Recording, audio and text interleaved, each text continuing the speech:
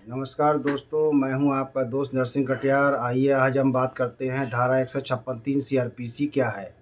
156(3) CrPC से पहले की प्रक्रिया क्या है, बाद की प्रक्रिया क्या है और न्यायालय में इसका हम कैसे प्रयोग करते हैं और न्यायालय को क्या क्या पावर्स हैं।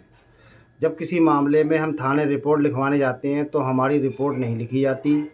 उसके बाद हम उसी के संबंध में एक प्रार्थना पत्र पुलिस अधीक्षक महोदय को देते हैं कि हमारी रिपोर्ट लिख ली जाए। तो 156(3) जो हमारा एक अंतिम हथियार है, जिसके अंतर्गत हम न्यायालय में 156(3) सीआरपीसी के अंतर्गत मुकदमा दायर करते हैं और न्यायालय से रिक्वेस्ट करते हैं कि हमारे विरुद्ध जो संज्ञेय अपराध घटित हुआ है, जो गंभीर मामला है, इसमें 2 साल से ऊपर की सज़ा है, उसमें हमारी एफआईआर लिख ली जाए। तो मजिस्ट्रेट्स की ये पावर है कि धारा 156(3) के अंतर्गत रिपोर्ट दर्ज करने के लिए आदेश दिया जाए। लेकिन यदि मजिस्ट्रेट रिपोर्ट दर्ज कर देता है तो पुलिस उसमें हीला हवाली करती है और मुकदमे में ध्यान नहीं देती, क्योंकि उसे सब जानकारी होती है कि हमने रिपोर्ट दर्ज नहीं करी, एसपी ने रिपोर्ट दर्ज नहीं करी, अब जो न्यायालय से रिपोर्ट दर्ज करवा दी है। इसलिए जो इन्वेस्टिगेशन ऑफिसर है उसके मन में कहीं ना कहीं कुंठा भी होती है और वह सही विवेचना नहीं करता है।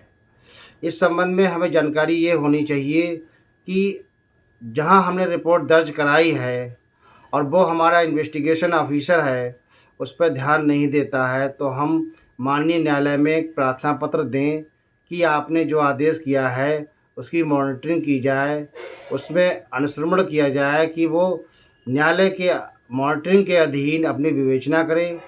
यदि विवेचना में कोई या इन्वेस्टिगेशन हमारी जो है उसमें कोई विवेचक गड़बड़ करता है या उसमें कोई ऐसे बातों को करता है जिससे हमारे मुकदमे को में नुकसान होता है या कुछ क्षति कारित करता है जिससे हम प्रभावित होते हैं, तो उस संबंध में न्यायालय में प्रार्थना पत्र दे सकते हैं।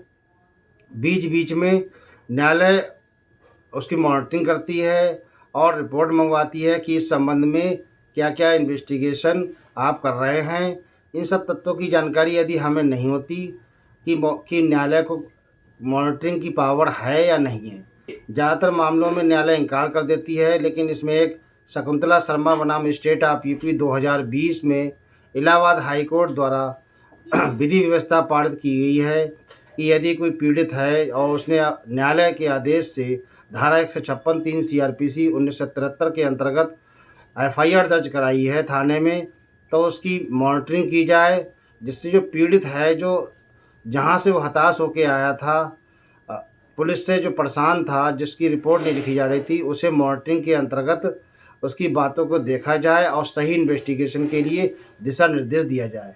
तो उसमें विधि विधान ऑनरेबल इलाहाबाद हाई कोर्ट का मौजूद है।